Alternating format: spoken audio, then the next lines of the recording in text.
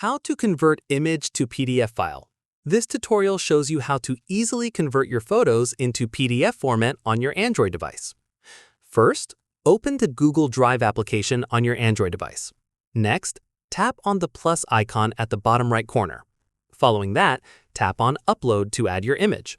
Now, select the photo you want to convert from your gallery. The image will upload to your Google Drive.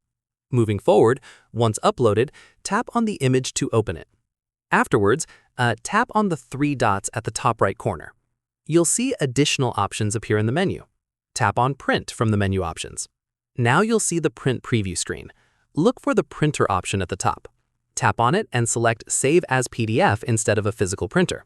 This will convert your image into a PDF file. Tap on the Save button to proceed. Choose where you want to save the PDF file on your device. Select Downloads or any folder you prefer. Tap on Save to complete the conversion. Your image has now been successfully converted to a PDF file. You can find it in your selected folder and share it with anyone. And that's it. If this tutorial helped you convert image to PDF file, give it a like, subscribe for more Android tips and tricks, and tap the bell icon for notifications. See you in the next one.